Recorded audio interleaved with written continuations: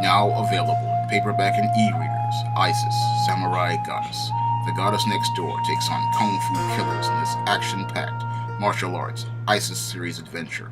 Get Isis, Samurai Goddess in paperback and e-readers today.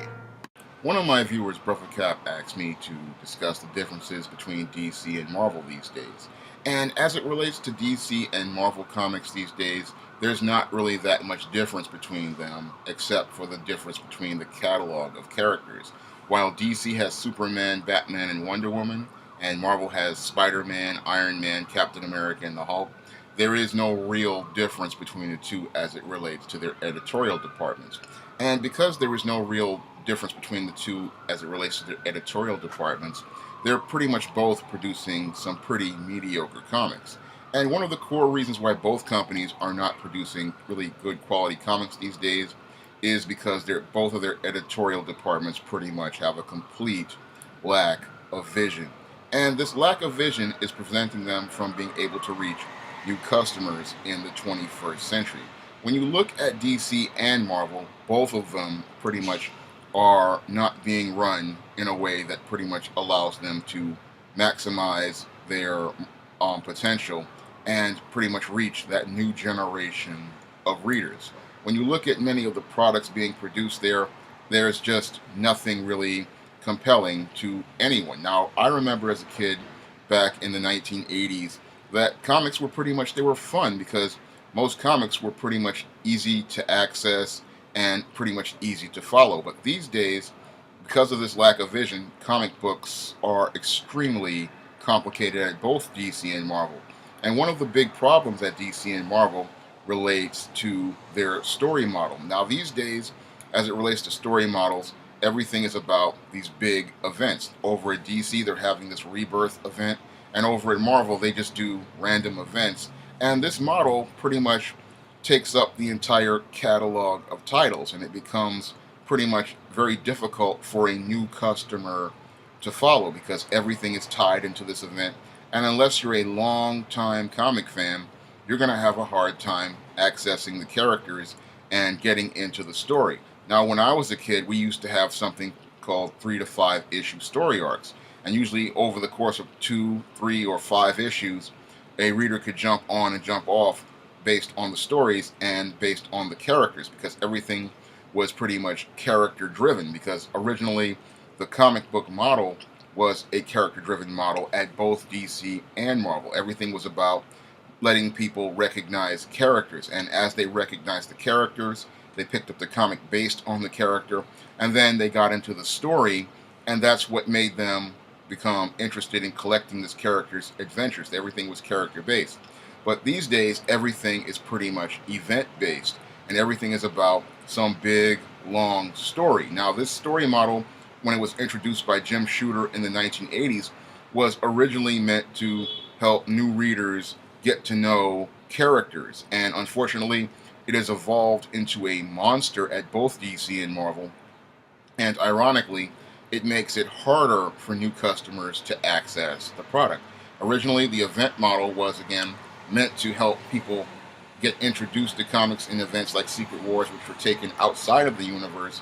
And then as the event wound down, you then went to go look at these characters in their own comics. And then later, as the event model evolved, it was designed to pretty much get new readers to try new titles or second or third tier titles. And this was done very well in an event in 1989 called Acts of Vengeance. Now, Acts of Vengeance was pretty much established by John Byrne, and he came up with that idea of superheroes switching their opponents. Instead of them fighting their traditional rogues in their rogues gallery, they would switch up. And this was a really successful event because it introduced new matchups and, in some cases, established new feuds, and it allowed people to try out those second and third tier titles, and that pretty much help people get into comics, because a lot of the second and third tier titles, when there's a event, what happens is people want to try to buy that other title to see what happens in this story. But when John Byrne did it in Acts of Vengeance, what happened was it was pretty much a very easy storyline to follow. Everybody pretty much had their own adventures in their own books, but just that the villains were switching things up and taking on different heroes. And some of this taking on different heroes really got people interested, because you were seeing villains coming out of their rogues gallery, and then you had to see heroes trying different things to overcome the challenges as they fought these different heroes. So that event was a very successful event. Unfortunately, these days we get these big mega crossover events, and it again makes it impossible for the new reader and even some older readers like myself to even understand what's going on. Everything is just so jumbled and so hard to follow that you pretty much need Wikipedia to pretty much help you understand what happens. And this is really bad for the comic book industry, because it just shows a lack of vision editorially. In some ways, it makes the industry look extremely lazy, because what they do is just say, hey, let's just put an event out here and not really try to develop these characters. And a lot of these writers and editors, they don't know what these characters' missions are. They don't know what direction to take them in. And that's something you would learn as you pretty much wrote the characters on their own in their own adventures. And this is a big problem with both DC and Marvel, is that nobody is getting to know the characters. They know them as related to events, but they don't know what makes them special. They don't know what makes them distinct, and they don't know what makes them pretty much unique. So the characters at both companies are pretty much losing their voices, and more so at Marvel these days than DC, because at Marvel these days, what's the big problem is over there is that Axel Alonso decided he was going to pretty much cater to these social justice warriors and diversify Marvel in the worst way. And as a black man, I look at the way he diversified Marvel, and the whole execution of the concept was just, it was off the rails, because he wanted to call himself diversifying Marvel not by introducing new characters of color from different creators of color.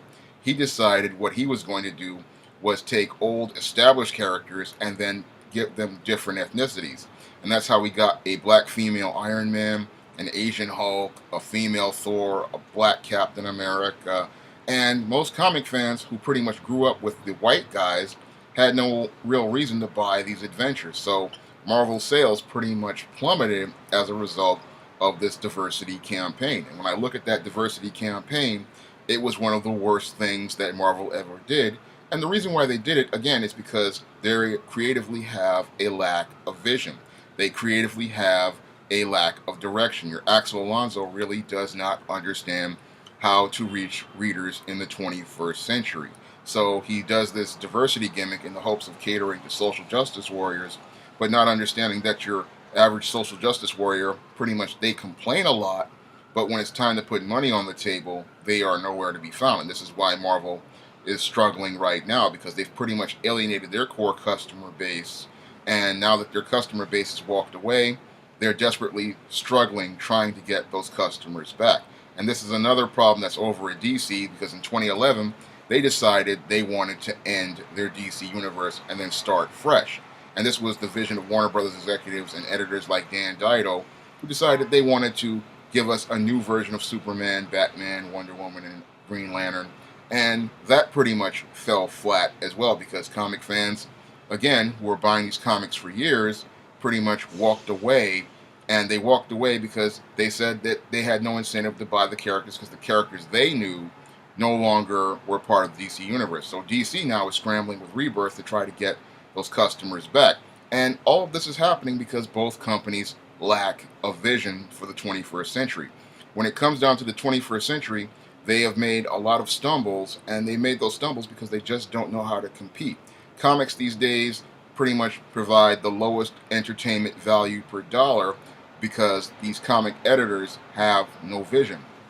Now, comic books these days, they really have to compete against a lot of media they didn't have to compete with, including superhero movies and superhero TV shows. And what really makes it really a serious competitive market for comic books these days on the publishing side is that these comic books are pretty much, again, have the highest entertainment value per dollar at $5 an issue. And then when you compound this with the event model, what happens is these comics start costing $500 and $600 just to complete a single story. And when you put that up against 99-cent ebooks on Smashwords, or $2.99 and $3.99 ebooks like I produce, the entertainment value for a comic just it becomes overpriced. And when you put it up against other social media such as Twitter or Facebook or YouTube videos, which pretty much cost nothing, the value per dollar of a comic pretty much gets lower, gets higher and higher.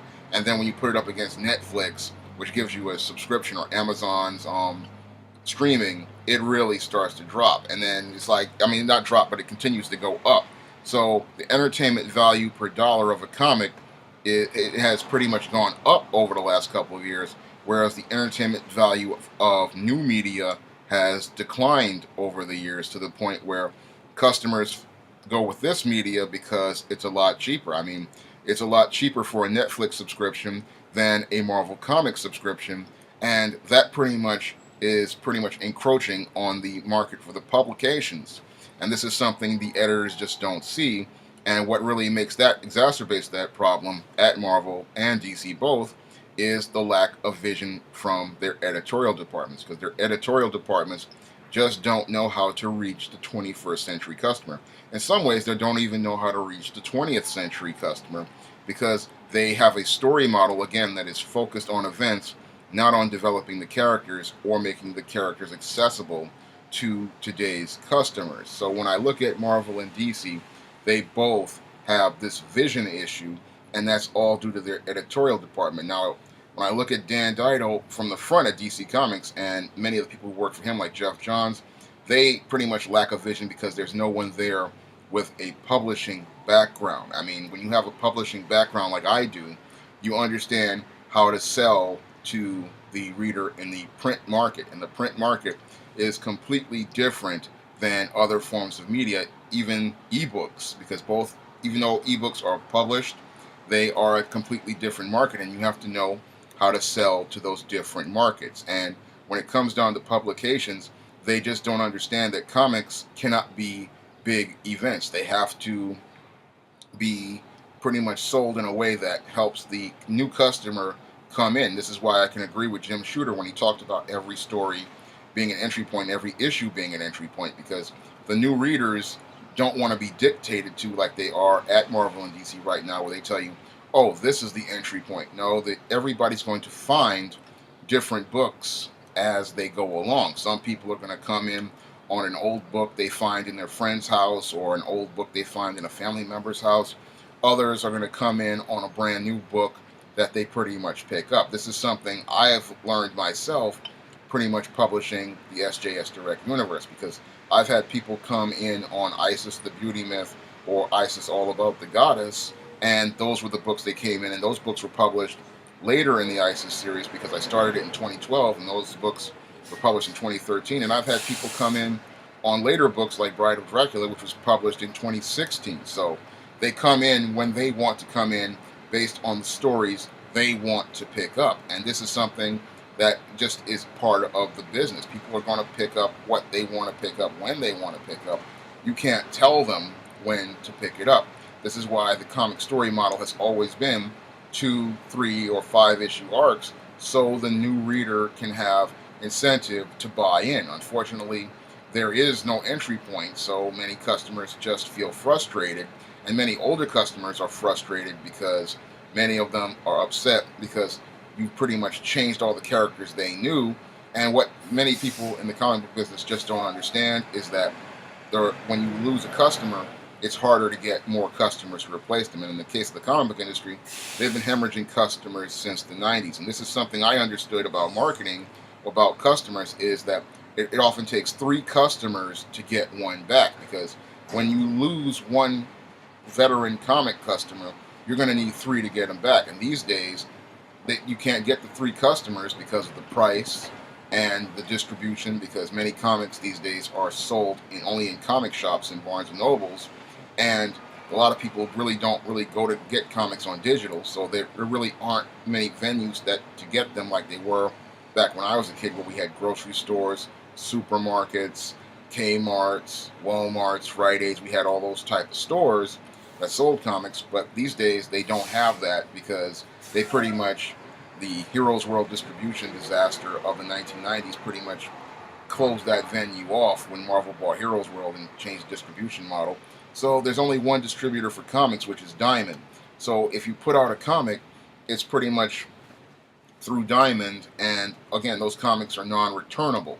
Again, that goes back to the lack of vision, and a lot of these guys just don't know how to build demand for their products because they don't have a vision for the 21st century as it relates to superheroes. Superheroes, as I see it, are pretty simple. It's good guys versus bad guys, and that's what people want. They want comics that are family friendly because a lot of people, they're in their 40s like I am, and they want comics they can give to their children and share their favorite characters with their children. They want, all ages action and adventure. They want something that's fun. Unfortunately, just like these superhero movies, like the on the Marvel Studios brand, but they're not getting that from from the publishers these days.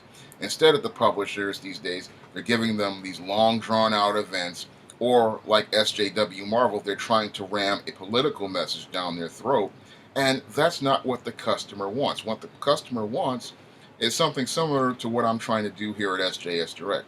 Just give you basic good guys versus bad guys in simple, easy to follow stories where you pretty much pick the entry point and you pick the adventure you want to follow and you pick the stories you want to follow. And if you like what you see, you'll continue to pick up the next adventure. And if you don't like what you see, you can try something else. That's the beauty of comic books and comic collecting, is that you always have choices. Unfortunately, what happens these days with these editors and their lack of vision is they want to pretty much tell you they're going to choose for you instead of letting you choose for yourself. And they're going to try to tell you what to like instead of letting you choose what you want to like. And that's what's really bad about today's comic book market, is that they want to tell you what to buy and where to start. And as I see it, if I were running Marvel and DC, I would be trying to go back to 2 and 3 issue arcs, letting those characters be themselves, and letting people find what they like, and letting them pretty much do what they want to do and choose what they want to choose. And that's pretty much been worked in comics for over 75 years. And I believe that model could pretty much work again if it was allowed to be put into place, and you had creators who had a vision for creating great stories, because I see a lot of great artists out there who pretty much show that they have a lot of talent and they're good at storytelling, but they're pretty much working in the indie market. And if I was pretty much running Marvel, I would try to bring some of those guys in and try to make these characters fresh again.